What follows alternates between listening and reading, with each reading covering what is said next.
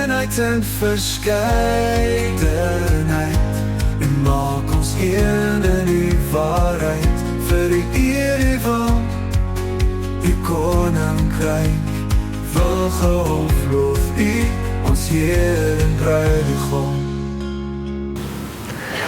Geliefdes en Here, ons teksgedeelte is Galasiërs 3, vers 16 tot 23. Galasiërs 3, vers 16 tot 23. Maar voordat ons lees, kom ons sluit die oë, ook in gebed. Ons Heer, ons Koning Jesus Christus, Here, baie dankie vir die wonderlike geleentheid. Dankie Here dat U ons ook geroep het vanmôre om hier saam te wees, dat U ingewerk het in ons lewens deur die inwerking van die Heilige Gees, dat U ons wakker gemaak het, bewus gemaak het en saamgebring het in gemeenskap met U, in gemeenskap met mekaar, as broers en as susters. Here, daarom vra ons ook dat U in besonder ons sal seën deur die inwerking van die Heilige Gees. Lei ons ook asseblief nou in die lees van die woord, breek vir ons die woord oop, breek vir ons die beginsels oop, en dat dit helder en duidelik ook na vore sal kom. Ons bid dit alles in die naam van Jesus Christus, ons Here. Amen. Geliefdes, kom ons lees saam Galasiërs 3 vanaf vers 16. Nou is aan Abraham die beloftes toegesê en aan sy saad. Hy sê nie en aan die saade, asof het op baie sien nie, maar op een, en aan jou saad. Dit is Christus. So Christus is die saad, né? Vers 17. Maar ek sê dit, die wet wat 430 jaar later gekom het, maak die verbond wat deur God in Christus van tevore bekragtig is, nie kragteloos, om die belofte tot niet te maak nie. Want as die erfenis uit die wet is, dan is dit nie meer uit die belofte nie, maar God het dit aan Abraham deur 'n belofte genadiglik geskenk. Wat beteken die wet dan? Dit is bygevoeg weens die oortredinge, totdat die saad aan wie die belofte gedoen is, sou kom. En dit is deur engele beskik, deur tussenkoms van 'n middelaar. En die middelaar is nie net vir een nie, maar God is een. Vers 21, is die wet dan teen die beloftes van God? Nee, stellig nie. Want, as daar 'n wet gegee was, wat krag het om lewend te maak, dan sou die geregtigheid werklik uit die wet wees. Maar die skrif het alles ingesluit onder die sonde, sodat die belofte uit die geloof in Jesus Christus aan die gelowiges gegee kon word. Maar voordat die geloof gekom het, is ons onder die wet in bewaring gehou, ingesluit met die oog op die geloof wat geopenbaar sou word. Tot sover, geliefdes in die Here. Vers 18, want as die erfenis uit die wet is, dan is dit nie meer uit die belofte nie, maar God het dit aan Abraham deur 'n belofte genadiglik geskenk. Nou geliefdes in die Here Jesus Christus, ons tema natuurlik soos jy gesien het, groot vraag, hoe is die Ou Testamentiese gelowiges gered? Hoe is die Ou Testament gelowiges gered? Ek het so in die reeks rondom die wet, het ek al so bietjie daarna verwys en so meer, maar baie mense vra ook die vraag, baie mense wonder daaroor, en ja, eerlik, baie mense verstaan het verkeerd. Baie mense dink die Ou Testament mense is deur die wet gered. Nee, hulle is nie. En dis waarna ons 'n bietjie gaan kyk. Nou, kom ons begin sommer met die hoofgedagte, die wet red nie. Ek sê weer eens, as die reeks klaar is, wil ek jy moet een ding besef en baie goed besef. Die wet red nie. Hy red nie. Dit was nog nooit sy funksie om te red nie. Was nog nooit die doel van die wet om te red nie. Die wet kan nie red nie. Tot vandag toe, die wet kan nie red nie. Nou ons het die afgelope dienste, het ons het keer op keer gesien, dat die wet red nie, dat niemand word geregverdig deur die onderhouding van die wet nie. Galasiërs 3 vers 11, Romeine 3 vers 20, soveel tekste wat ons nou al hanteer het in die afgelope tyd, wat dieselfde bevestig. Met ander woorde weer eens, daar is geen redding in die wet nie.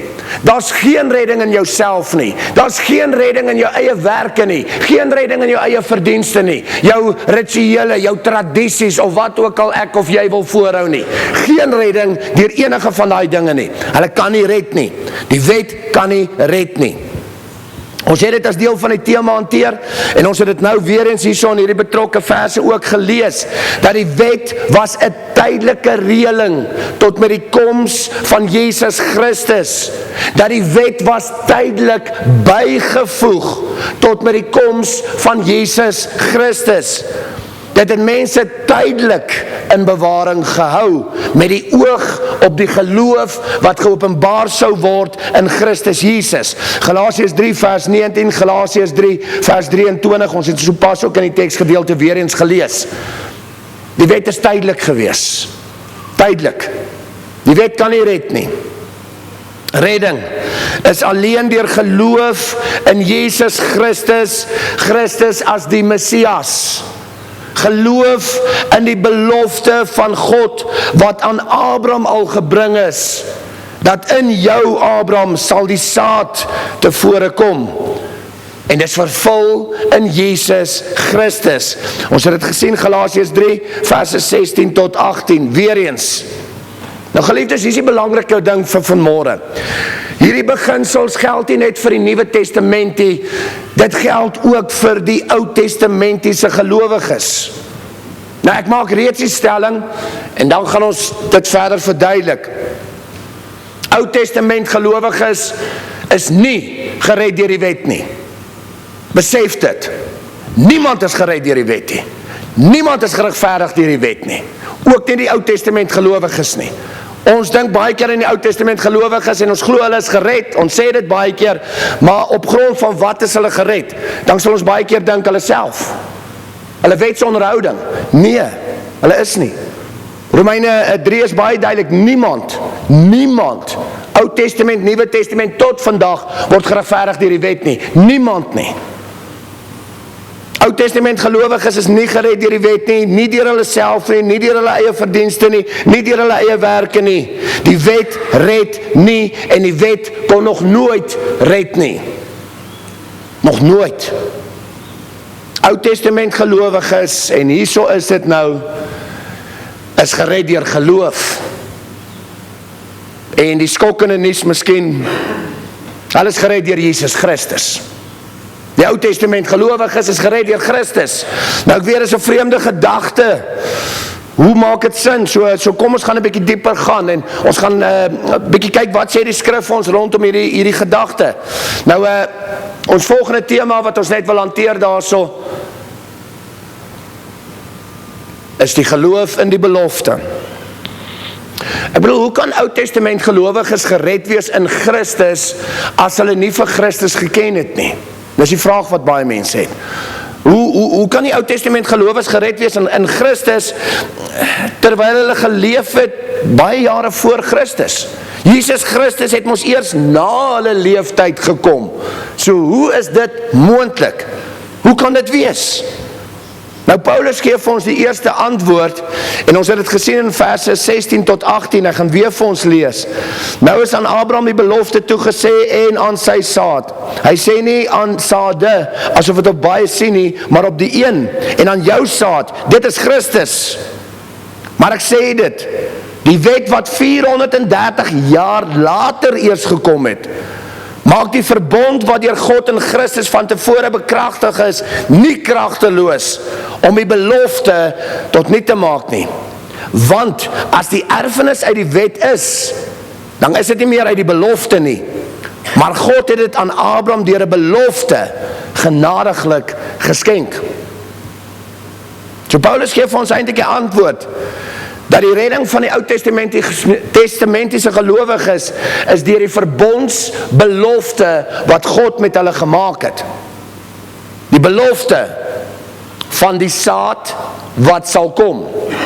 Die Messias wat sal kom. Die redder wat sal kom. Nou hierdie belofte interessant. Ekskuus, is al profeties gebring selfs in Genesis 3 aan Adam. Dus van die begin af is hierdie belofte al gegee.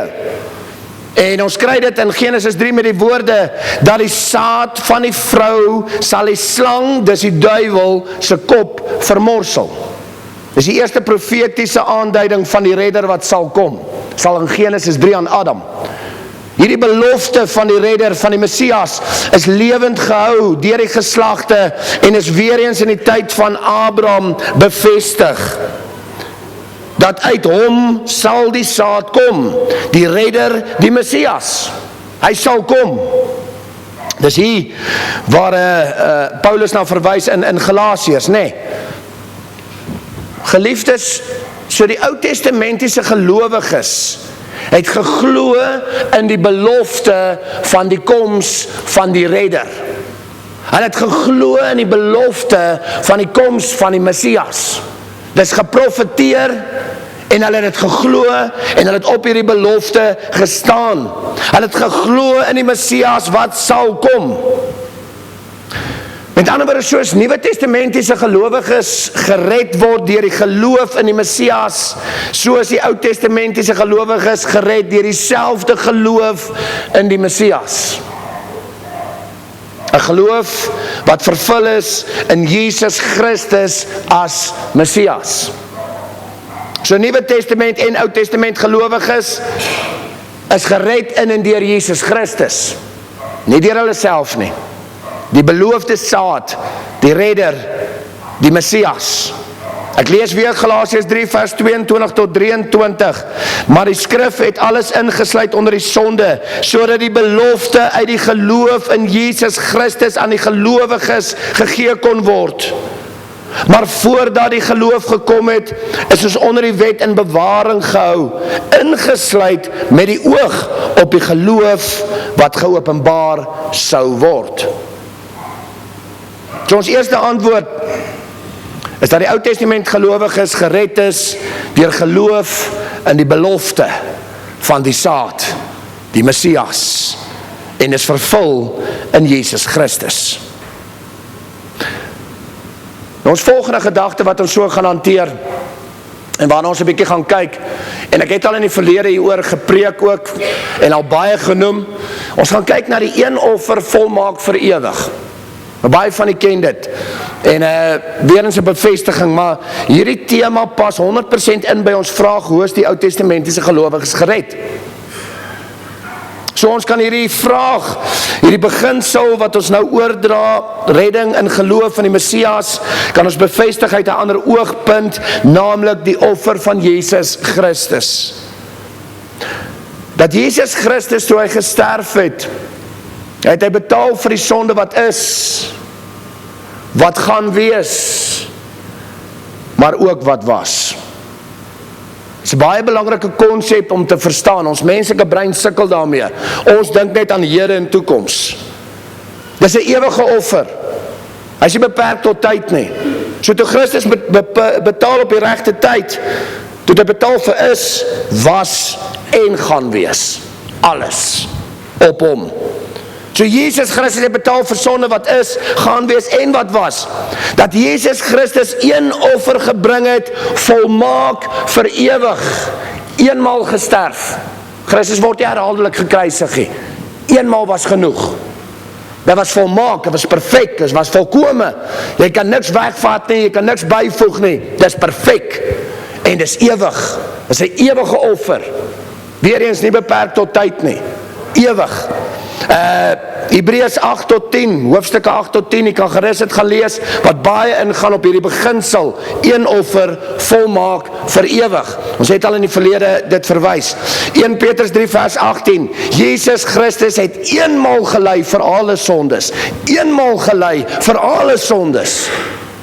Baie mense dink, maar ek het nou gesondig, nou kruisig weer vir Christus. Nee, dis 'n leuen. Dis nie wat die skrif sê nie. Christus het eenmaal gesterf. Eenmaal, perfek, volmaak, vir ewig. 1 Johannes 2 vers 2, Jesus Christus het versoening gebring vir alle sondes van die hele wêreld. Van die begin van skepping tot die einde van skepping het Christus eenmaal op hom geneem aan die kruis. Alle sondes, van begin tot einde. Eenmaal. Perfek, vir ewig. Dis 'n beginsel wat ons moet begin verstaan, as ek dit so kan stel. Dis die kern van die evangelie. So ons dink baie keer dat toe Jesus Christus betaal het vir die sondes, het hy betaal vir die sonde wat is en vir die sonde wat gaan wees, maar ons besef nie dat Jesus Christus se offer is 'n ewigheidsoffer. Met ander woorde, dit sluit alle sondes in, van begin tot einde. Dit sluit hede, verlede en toekoms in. Alles. Christus Jesus se offer is nie ingeperk nie en is nie beperk nie. Hy het betaal vir alle sondes wat is, wat was, wat gaan wees, eenmaal volmaak vir ewig. Nou hierdie beginsel dat Jesus Christus betaal het vir die sondes wat was in die verlede en dat die Ou Testamentiese gelowiges met ander woorde ingesluit is onder hierdie offer word veral bevestig in die boek van Petrus. En ek wil dit graag vir ons lees ook, en is 'n teks wat baie nie ken nie, en baie miskien nie van weet nie, so hopelik is dit ook 'n lieflike openbaring vir u vandag ook, maar hierdie tekste wat ons nou gaan lees bevestig, dat die Ou Testamentiese gelowiges is ingesluit in hierdie offer, dat Christus het betaal vir dit wat was ook, nie net hede en toekoms nie. Nou ek wil graag vir ons lees ook so, is 1 Petrus 3, ek gaan lees vir ons verse 18 tot 20 en dan ook 1 Petrus 4 vers 6 en dan gaan ek gou vinnig ingaan daarop. 1 Petrus 3 vers 18 tot 20, hoor wat sê Petrus. Vers 18, want Christus het ook eenmaal vir die sondes gelei. Presies wat ons nou gesê het, né? Hy die regverdige vir die onregverdige, om ons tot God te bring. Hy wat wel gedood is na die vlees, maar lewend gemaak deur die gees. Vers 19, in wie hy ook heen gegaan en gespreek het vir die geeste in die gevangenis, wat eerstyds ongehoorsaam was toe die lankmoedigheid van God eenmaal gewag het in die dae van Noag, onderwyl die ark gereed gemaak is, waarin weinig, dit is 8 siele, deur water heen gered is. So met ander woorde, in wie hy ook heen gegaan en gespreek het vir die geeste in die gevangenis. So toe Christus gesterf het, en hy's in Hades in, hy's in die doderyk in, toe het hy gaan preek vir hulle wat reeds gesterf het. Hierdie groep is die groep wat ongehoorsaam is, die goddeloses. So daar's eintlik oordeel en oorwinning gebring oor hulle, né? Nou kom ons gaan verder. 1 Petrus 4 vers 6. Luister baie mooi. Want daarom is ook aan die dode die evangelie verkondig, sodat hulle wel geoordeel kan word na die mens in die vlees, maar lewe na God in die gees. Aan die dode die evangelie verkondig. Vreemde gedagte, vreemde beginsel, né? Ek gaan probeer om vir ons dit net saam te vat. Met Jesus Christus se sterwe is hy 3 dae na die doderyk toe, né? Wat hy 3 dae dood was, is hy in die doderyk, waar hy gespreek het of gepreek het vir die dooies. Baie interessante gedagte. Een kant het Jesus Christus oordeel gebring vir die goddeloses, hulle selfs van die dae van Noag af. En aan die ander kant het Christus die evangelie gebring, die goeie nuus van redding gebring, ook vir die dooies. Nou, ek het laas jaar so reeks gedoen, dit is op YouTube, jy kan gaan kyk na Hades, die doderyk, die paradys en Tartarus, en dan die finale loon van hemel en hel en so meer, so met dit in ag geneem, net weer eens, Christus is in die doderyk, Hades, en hy het vir beide kante die evangelie gebring, oordeel en redding. Die evangelie is gebring aan die gelowiges van die Ou Testament. Die Ou Testament gelowiges wat soos ons geoordeel kan word op die menslike vlees. Nou dis 'n snaakse stelling, maar dis waar. Want elkeen van ons wat hier sit, kan geoordeel word op die menslike vlees. Elkeen van ons wat hier sit, kan geoordeel word op grond van ons eie ek vleeslike dinge en werke. Dis juist wat ons die hele tyd sê in die evangelie.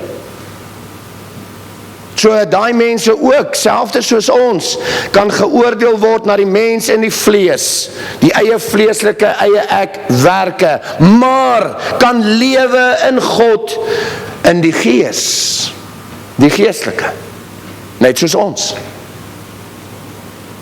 Lewe, ewige lewe, wat hulle kan hê in God, deur Jesus Christus. So geliefde, hier is nie net 'n teorie nie. Hier is nie net 'n geval van Christus het eenmaal gesterf, volmaak vir ewig vir alle sondes nie. Deur dit wat Petrus hier getuig, is dit letterlik dat Christus in die doderyk gegaan het en gesê het, ek het julle vrygekoop, julle is myne. Kom hier. Vir julle is die evangelie, die goeie nuus van redding, wat ek vir julle bewerkstellig. Dis wat Christus gedoen het. Amazing, nee. Nou ek bedoel, jy kan by die huis weer gaan lees, 1 Petrus 3 en 1 Petrus 4 gaan kyk, so Petrus wat het baie duidelik vir ons stel. So Jesus Christus het ook betaal vir die Ou Testamentiese gelowiges, en het selfs die redding, die evangelie gebring aan hulle in die doderyk. Hulle is ingesluit deur die geloof, en hulle is gered deur Jesus Christus. Amazing. Dis eintlik wow. Maar ek gaan verder gaan. Ons volgende bevestiging, wat ek ook graag wil hanteer, dat die Ou Testamentiese gelowiges is ingesluit. Dat hulle is ingesluit in die Nuwe Testamentiese belofte. Hulle is ingesluit deur die geloof in die Messias, in Jesus Christus, is byvoorbeeld in Hebreërs 11. Ons almal ken Hebreërs 11, baie bekende teksgedeelte, is die verduideliking ook van geloof. En ek gaan graag vir ons weer lees, Hebreërs 11 vers 1 en 2. Die geloof, dan is 'n vaste vertroue op die dinge wat ons hoop. 'n bewys van die dinge wat ons nie sien nie. Want daardeur het die mense van die ou tyd getuienis ontvang. Nou kom ons kyk 'n bietjie wat word gesê. Geloof is die vaste vertroue op die dinge wat ons hoop. Wat is hoop? Hoop is die beloftes vir die toekoms. Dis wat hoop is. So as jy sê jy glo, dan glo jy in die beloftes vir die toekoms. Net soos die Ou Testament gelowiges geglo het in die beloftes, in die hoop wat sal wees in die toekoms. Dit was net nou hanteer het, né? Perfek. Tweede gedagte, dis 'n bewys, dis 'n bevestiging van die dinge wat ons nie sien nie. So ja, van die onsienlike dinge, maar nog meer, ook van die toekomstige dinge. Ons sien nog nie die toekoms nie. Ons sien nog nie die dinge nie. Maar ons hou vas in hoop daaraan. Ons hou vas in vertroue en geloof daaraan. Al sien ons dit nog nie. Dit is op pad, want ons glo dit. Sien nie waartoe gaan die skrywer van Hebreërs. Dit is wat gebeur met die Ou Testament gelowiges in besonder. Dis deur hierdie geloof wat die mense van die ou tyd, die Ou Testament, dis deur dit wat hulle getuienis ontvang het. Wat is die getuienis? As jy die res van die hoofstuk gaan lees, dan sê die getuienis dat hulle mede-erfgename is. Kinders van God, gered deur die geloof, deur die hoop, deur die belofte, deur die toekomsdinge wat sal wees, vervul in Jesus Christus. Interessant as jy die res van hierdie hoofstuk dan deurgaan, dan volg daar 'n lys van die Ou Testamentiese geloofshelde. Ou Testamentiese geloofshelde. Abel, Henog, Noag, Abraham, Sarah, Isak, Jakob, Josef, Moses, Rahab, Gideon, Barak, Samson, Jefta, David, Samuel, die profete en so meer. dan word hierdie Ou Testamentiese mense genoem as geloofshelde. Mense van geloof. Nou geliefde, ek wil dit weer sê, as ons in die algemeen praat met ander mense, dan sal ons vinnig sê, ons vat Abraham as voorbeeld. Almal sal sê, Abraham is gered. Ons sê dit. Ons glo dit, ons weet dit, ons leer dit vir ander mense, maar dan dink ons dat Abraham is gered deur homself en deur sy eie werke en wetsonderhoudings. Dan maak ons die fout. So ons is reg, dit is wat die skrif getuig. Hierdie mense is gered. Hulle het die ewige lewe. Maar laat ons nie die fout maak om te dink hulle is gered deur hulle self nie. Hulle is nie gered deur hulle eie werke, verdienste, wetsonderhouding, tradisies, rituele en al jou goed wat ons altyd wil voorhou nie. Hulle is gered deur dieselfde waarheidsbeginsels waardeur ons gered is vandag. Hulle is gered deur dieselfde beginsels waardeur die Nuwe Testament gelowiges gered is, tot vandag toe, naamlik gered deur God, gered deur genade, gered deur geloof, gered deur die belofte, gered deur die hoop en deur die vervulling in die Messias, Jesus Christus. Selfde beginsels, ook vir die Ou Testament. Ek hoop is 'n openbaring. Ek hoop jy besef wat ons sê hierso. Vers 29 tot 40 van Hebreërs 11 wil ek ook vir ons lees, wat net laastens ietsie mooi bevestig. Weereens onthou, word nou van die geloofshelde van die Ou Testament gepraat, en dan word hier gesê, vers 39, en alhoewel hulle almal deur die geloof getuienis ontvang het, waarvan ons gepraat het hulle die belofte nie verkry nie, want dit gaan nog vervul word, nee. En dan hoor vers 40, omdat God iets beters oor ons beskik het, sodat hulle nie sonder ons volmaak sou word nie. So wat sê die skrywer hierso? Hulle nie sonder ons en ons nie sonder hulle nie. Ons almal, Ou Testament, Nuwe Testament, tot vandag is ingesluit in die geloof en die beloftes. Nie die een voor die ander nie. Dit is eintlik amazing. Nou geliefdes, ek het nou baie inligting vir julle deurgegee. Kom ons gaan dit net so saamvat. So hoe is die Ou Testament gelowiges gered? Nie deur hulle self nie. Nie deur hulle eie werke of verdienste nie. Nie deur wetsonderhouding nie. Ek sê weer wat ek die hele tyd sê, die wet red nie. Die wet kan nie red nie. Die wet kon nog nooit red nie. Dis nie die funksie van die wet om te red nie. So laat ons uit ons kop hierdie gedagte kry van die wet red. Hy kan nie. Hy is nie in staat daartoe nie. En hy was nog nooit in staat daartoe nie. Nie eers die Ou Testament gelowiges is deur die wet gered nie. Niemand is deur die wet gered nie. Niemand nie. Wat geld vir ons vandag, geld vir die Ou Testament gelowiges ook. Die Ou Testament gelowiges is gered deur geloof. Geloof in God se belofte. Geloof in die belofte dat die saad sal wees. Die Messias sal kom, die redder sal kom en hulle het dit geglo. Al het hulle Christus nie gesien nie, het hulle dit geglo. Hulle het vasgehou aan die hoop en die toekomsverwagting wat sal wees en vervul is in Jesus Christus. Dis waardeur hulle gered is. Geloof in die belofte van die Messias, die redder. Hierdie belofte is vervul in Jesus Christus. Christus het een offer gebring, volmaak, vir ewig, op die regte tyd gesterf en betaal vir die sondes wat is, wat was en gaan wees. Alles eenmaal op hom. Vervulling van die belofte. 'n ewige offer vir alle sondes van die hele wêreld, van begin tot einde. Dit sluit die Ou Testamentiese gelowiges in. Daarom is die evangelie ook vir hulle gebring in die doderyk. Daarom getuig Petrus daarvan. Daarom word hulle selfs in die Nuwe Testament ingesluit onder die geloof en genoem geloofshelde. Selfde beginsel vir ons vandag, Nuwe Testament en Ou Testament.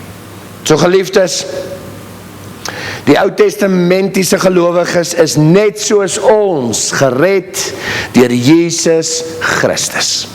deur geloof in die Messias en deur die volmaakte offer van Jesus Christus. Amen. Kom ons sluit die oë, dan doen ek graag 'n gebed. Here Jesus Christus, ons Heer, Koning, is lekker om in die woord te delf. Dis lekker om hierdie vrae te ondersoek. Dis lekker om antwoorde te kry op hierdie vrae. En die groot vraag vandag, hoe is Ou Testament gelowiges gered? Dankie Here, dat die skrif vir ons duidelik is en dit baie mooi bevestig. Geen mens is gered deur hulle self nie, deur die wet of wetsonderhouding nie. Ja Here, ons verstaan dit baie keer vir ons en miskien nog Nuwe Testamenties, maar ons sukkel baie keer om dit te verstaan Ou Testamenties. Want ons dink die Ou Testamentiese gelowiges is gered deur hulle self, deur hulle werk en verdienste, deur hulle wetsonderhouding. En dankie dat die skrif vir ons getuig, dis 'n leuen. Dis nie waar nie. Die wet red nie, die wet kon nog nooit red nie, die wet sal nooit red nie. Die wet is 'n tydelike maatreël. Dankie Here dat ons kon delf in die skrif en kan besef maar waardeur het redding gekom ook vir die Ou Testament gelowiges. En dat ons sien dieselfde beginsels vir ons is dieselfde vir hulle. Dat hulle gered is deur die geloof. Deur die geloof in die belofte. Die belofte wat vervul is in U, Here. Dankie Here dat U eenmaal gesterf het en volmaakte offer gebring het vir ewig. Die sonde wat is, wat was en gaan wees. Dat U betaal het ook vir die Ou Testamentiese gelowiges. Dat U dit juist gaan aankondig het selfs in die doderyk. Dat U die evangelie, die goeie nuus gebring het in die doderyk. En dat die Ou Testamentiese gelowiges ja geoordeel kan word net soos ons op die vlees. Maar sal lewe deur die Gees, soos Petrus getuig. Dankie Here dat ons laastens kon sien dat die Ou Testament gelowiges hier in Hebreërs 11 ingesluit is. Hulle word ook genoem geloofshelde. En nou verstaan ons ook die verduideliking van die geloof daar. Die geloof is die vaste vertroue op die dinge wat ons hoop. Die toekomsverwagting, die beloftes wat U vir ons gee. Om vas te hou daaraan. Dis geloof. Dat dit 'n bewys is van die dinge wat ons nie kan sien nie. Al beleef ons nie nou altyd daai uitkomste nie, al beleef ons nie nou altyd daai beloftes dadelik nie, hou vas ons in geloof met die wete dat dit wat ons nie nou sien nie, ons sal dit sien. Ons sal dit beleef. En dankie vir al die lys van Ou Testamentiese gelowiges, geloofhelde, wat hulle ingesluit is. Here, met dit alles, wil ons sommer net U naam groot maak, Here. Want ons perk miskien baie keer U offer in, Here. Ons dink die offer is ingeperk of beperk, maar dankie uit hierdie beginsels dat ons besef dat die offer wat U gebring het is ver groter as wat ons baie keer besef. Die genade is ver groter. Die uitwerking van U offer en die opstanding is ver groter. Dat het insluit alles, begin tot einde. Wat was, wat is, wat gaan wees. U het eenmaal gesterf, 'n volmaakte offer gebring, vir ewig. Here, skerp dit in ons in. Help ons om met dit, met hierdie beginsel, met die geloof in hierdie beginsel, ook ander te help, om vir ander te verduidelik hoe groot is U offer, dat het selfs is vir die Ou Testamentiese gelowiges. Dankie dat U ons daarin lei, Here. En weer eens dat ons kan uitkom by die kernbeginsel. Die wet red nie. Geloof alleen red. U alleen red. En ons dankie daarvoor. Ons bid dit alles so, in die naam van Jesus Christus, onze Here. Amen. Dankie. Eenheid en verskeidenheid, en maak ons een in die waarheid, vir die eer van U koninkryk. Wil gehoofloof U, ons Heer en Bruidegom.